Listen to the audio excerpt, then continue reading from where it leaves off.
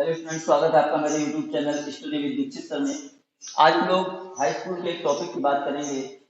High school में आपका जो केमिस्ट्री का सबसे लास्ट चैप्टर है, आवर्त सारणी वाला तत्वों का आवर्ती वर्गीकरण, आज उस चैप्टर के बारे में हम लोग थोड़ा सा देखेंगे। आइए देखते हैं जरा संक्षेप में इस चैप्टर को हम लोग। सबसे पहले हम लोग हिस्ट्री में चलते हैं, इसके इतिहास में।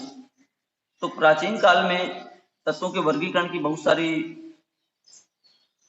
प्रयास किए गए। तो उन्हीं के बारे में जो है सबसे मुख्य जो प्रयास थे, उसमें सबसे पहला नाम आया था, वो था डोबर्नियर का। इसका डोबर्नियर का डोबर्नियर ने एक सिद्धांत दिया था जिसको हम लोग बोलते हैं ट्राइड-ला-त्रिक नियम। डोबर्नियर ने कौन सा नियम दिया था? त्रिक नियम। और जो दूसरा नाम आया था वो था किसका? वो दूसरा नाम था न्यूलैंड का। इसका न्यूलैंड का। न्यूलैंड ने दिया कौन सा नियम? अष्टक नियम। कौन सा नियम? अष्टक नियम। ये दो नियम जो है दिए गए इन दो वैज्ञानिकों के द्वारा। क्या थे ये नियम? देखिए, जो डोबर्नियर साहब थे, डोबर्नियर साहब को जो थोड़ा मैथ में थोड़ा सा होता है, तो एक बार रास्ते में जा रहे थे, कोई मैथ के टीचर थे, वो उस समय पढ़ा रहे थे उन्हें समांतर माध्य निकालना।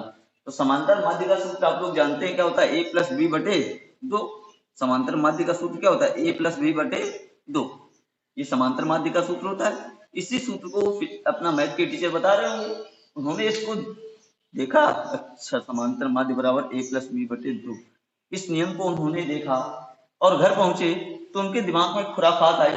उनका अगर मैं तत्वों को 3-3 के जोड़े बना लूं, तत्वों के 3-3 के जोड़े बना लूं और इस रूल को लगा दूं, तो मुझे बीच वाले तत्वों का परमाणु भार पता चल जाएगा। अगर 3 तत्वों के जोड़े बना दिए, क्रमागत तत्वों के, जैसे x y z, 3 तत्व ले लें हम, x y z। x का परमाणु भार मान लीजिए a है, z का b है और y का अगर ज्ञात करना है तो उन्होंने क्या कहा कि जो बीच वाले तत्व का परमाणु भार है वो इन दोनों तत्वों के परमाणु भारों के औसत मान के बराबर होगा। यानी उन्होंने इसके लिए एक सूत्र दे दिया कि y का परमाणु भार बराबर क्या हो जाएगा? a+b/2। इसके लिए जो है फिर उन्होंने इसे प्रूव भी किया। ले लिया उन्होंने lithium, beryllium, boron. Lithium, beryllium और बोरान, ये तीनों क्रमागत तत्व हैं। तीनों क्रमागत तत्व हैं। इसका एटॉमिक परमाणु भार कितना होता है? 7 होता है। इसका कितना होता है? बोरान, इसका होता है कितना? 9। बेरिलियम का कितना निकल आएगा? 9 7 16।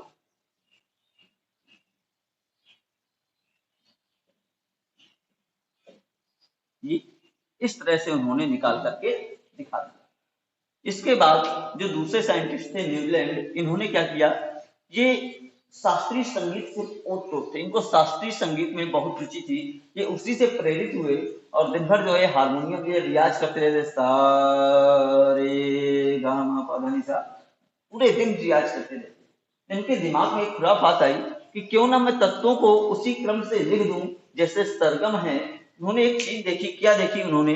जब मैं सरगम को लिखता हूं, जब सा रे गा मा पा धा नी, वापस से जो 8वां शब्द है वो क्या आता है? सा। उनका मैं अगर तत्वों को भी इसी तरह से लिख दूं, तत्वों को भी इसी तरह से लिख दूं, ली बे बक नु प, ना मांगे आलसी पास कल। उनका देखिए, ये पहला एलिमेंट और ये है 8वां एलिमेंट।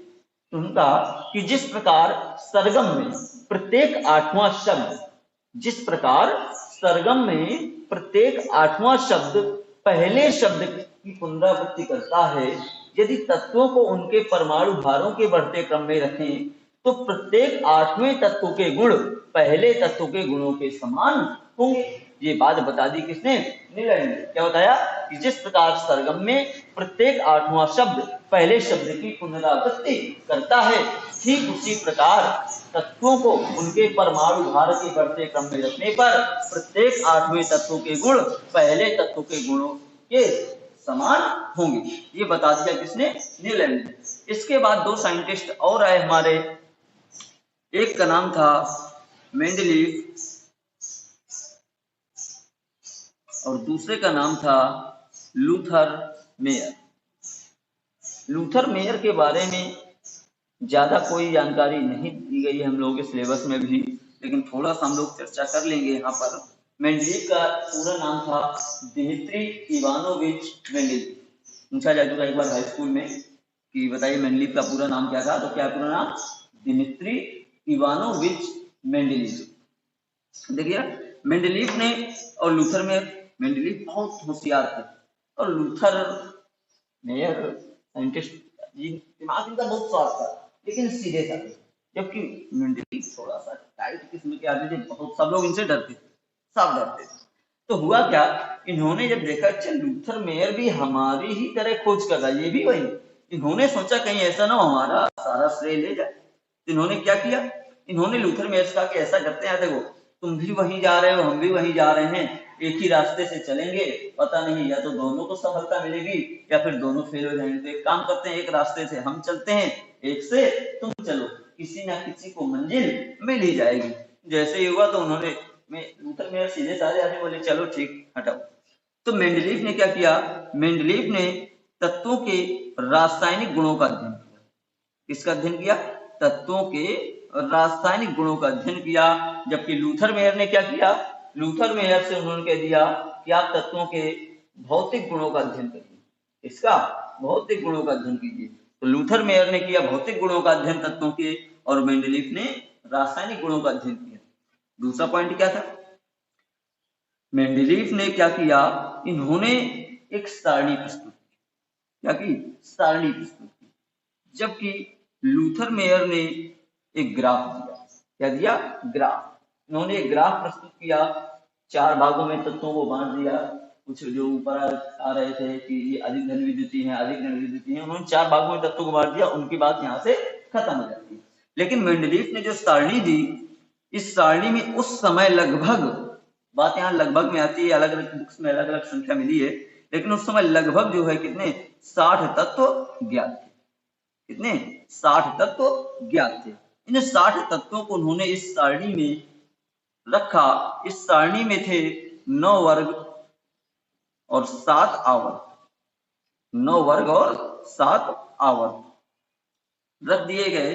अब इसके बाद सारणी बन गई, सारणी जो बनी उसमें 60 तत्वों को परमाणु भारों के बढ़ते क्रम में रखा। तो ये रखी गई किसमें, परमाणु भारों के बढ़ते क्रम में, परमाणु भार के बढ़ते क्रम में।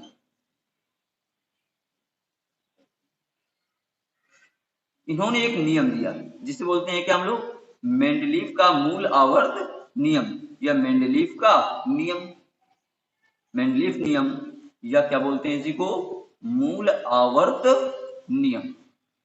क्या है ये नियम, सुनिएगा जरा।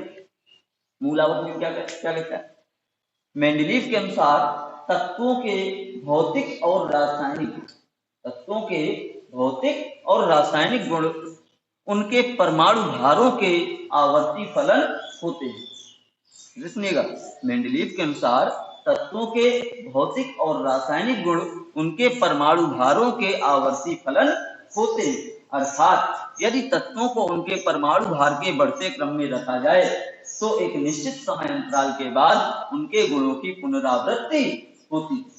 एक बार फिर से पूरा नियम सुनिएगा। मेंडलीव के अनुसार तत्वों के भौतिक और रासायनिक गुण परमाणु भारों के आवर्ती फलन होते हैं। अर्थात यदि तत्वों को उनके परमाणु भार के बढ़ते क्रम में रखा जाए तो एक निश्चित समय अंतराल के बाद उनके गुणों की पुनरावृत्ति होती है। अब मेंडलीव का नियम बहुत समय तक चलता रहा, किसी ने कुछ नहीं किया। इसके कुछ समय बाद एक नए साइंटिस्ट आए जो फिजिक्स के थे, लेकिन गलती से आ गए किसमें, केमिस्ट्री में। नाम था उनका क्या, आपने नाम उनका सुना होगा। उन्होंने क्या किया था, उन्होंने मेंडलीव के इस नियम में संशोधन किया। क्या किया था, संशोधन किया था। एक्स किरणों की खोज कर रहे थे वो, एक्स किरणों की खोज करते करते अचानक उन्होंने परमाणु क्रमांक की खोज की थी। नाम था उनका मोजले। क्या नाम था, मोजले। मोजले जो है एक्स किरणों पर अपना एक्स किरणों की प्रकृति पर अध्ययन कर रहे थे। अचानक एक्स किरणों की भी खोज हुई थी, तो उसी का जो है अध्ययन कर रहे थे उनकी प्रकृति का। तो उसी समय एक अचानक उन्होंने खोज की जेड परमाणु क्रमांक की। और जैसे ही परमाणु क्रमांक की खोज हुई तो उन्होंने एक ग्राफ प्रस्तुत किया। उस ग्राफ से उन्होंने जो है बता दिया कि जो तत्वों की भौतिक और रासायनिक गुण होते हैं वो परमाणु भार पर नहीं, परमाणु क्रमांक पर डिपेंड करते हैं। ये सब जब उन्होंने देख लिया तो पहुंचे मेंडलीव के पास। सुबह सुबह जो है मेंडलीव के पास पहुंचे, गर्मी का मौसम था, मेंडलीव से डरते सब लोग थे, जैसा मैंने आपको पहले बताया। तो पहुंचे, बेल बजाई और दूर खड़े हो गए। कहीं मेंडलीव का एकदम क्रोध भी ना आए और मारने लगे, दूर खड़े हो गए। तब मेंडलीव आए, कौन है सुबह सुबह से आ गया, खोल आ गया, अरे तुम क्या है, क्यों आए? जैसे उसको तो तुरंत मोदी क्या बोले, अरे वो कुछ नहीं, मैं थोड़ा सा जा रहा था, जब आ जाते मिलते हैं शाम तक, थोड़ा सा कुछ बातें थी शेयर करनी थी, तो लेकिन बोले क्या है क्या है? जहाँ उन्होंने देखा कि मेंडलीव फुल फॉर्म में आते आ रहे हैं, उन्होंने तुरंत ठंडा की बोतल आ गई, सर आप कोल्ड ड्रिंक, अरे चलो आओ आओ अंदर। गए, दोनों लोग बैठ गए, बढ़िया डाइनिंग टेबल रखा, अपना बैठे, बातें होने लगी। बोले और बताओ कैसे? बोले कैसे? तो मुझे ने बताया कि मैंने जो है जब एक्स किरणों की प्रकृति पर अध्ययन कर रहा था, मैंने एक परमाणु क्रमांक की खोज की है। उससे मैं दो ग्राफ खींच रहा था। तो जो दो ग्राफ है वो किस तरह के थे? एक जो परमाणु क्रमांक के साथ खींच रहा था वो आ रहा था स्ट्रेट लाइन, परमाणु क्रमांक और एक्स किरणों की आवृत्ति के बीच में जो ग्राफ था वो था स्ट्रेट लाइन। और परमाणु भार और एक्स किरणों की प्रकृति के बीच में अध्ययन पर जो ग्राफ मिल रहा था वो था जिगजैग मोशन में। कैसा था? जिगजैग मोशन में, जिससे सिद्ध हो रहा था कि परमाणु क्रमांक तत्वों का मूलभूत लक्षण होता है। इसको देख करके उन्होंने कहा कि अब एक्चुअली में अब वो ये तो कह नहीं सकते नहीं आपका नियम गलत है, नहीं मैं बिलीव करना क्या करना।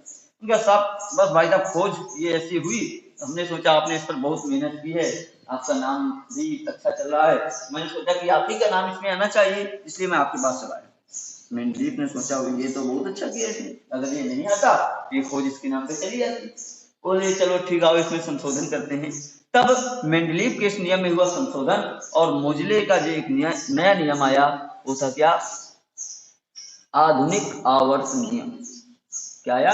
आधुनिक आवर्त नियम। जो आधुनिक आवर्त नियम आया, बस केवल और केवल कितना अंतर आया? जहां पर मूल आवर्त नियम में परमाणु भार आया था, वहां पर आधुनिक आवर्त नियम में परमाणु भार की जगह क्या कर दिया गया? परमाणु क्रमांक। बाकी नियम पूरा क्या रहा?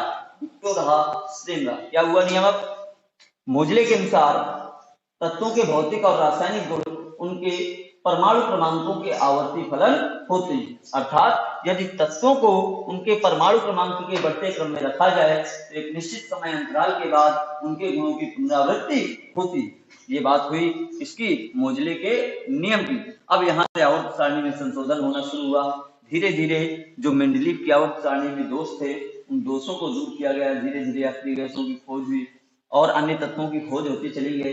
इस तरह से बाद में दी गई हमारी आधुनिक आवर्त सारणी, दीर्घाकार आवर्त सारणी, जो इस समय आधारित है इलेक्ट्रॉनिक विन्यास पर। और इस समय जिनके जो हमारी आवर्त सारणी है जो बनाई गई है तीन वैज्ञानिकों के द्वारा, उन तीनों के नाम है क्या हमारे? एक थे बरी जिन्होंने बनाई, एक थे रंग और एक बर्नर। रंग, बर्नर और बरी, इन्होंने आधुनिक आवर्त सारणी का निर्माण किया था। जिस समय सारणी हम लोग देखते हैं वर्तमान स्वरूप उसका, उसमें 118 तत्व है। दो तत्वों की खोज और जारी है, बहुत जल्द हो सकता है वो भी उसमें ऐड हो जाए, यानी 120 तत्वों के आसपास हमारे होने वाले। तो ये बात हुई किसकी? हमारी आवर्त सारणी के बारे में हुई। तो इतना उम्मीद है आप लोगों को समझ में आ गया होगा, इंटरटेनमेंट भी आपका कुछ हुआ होगा।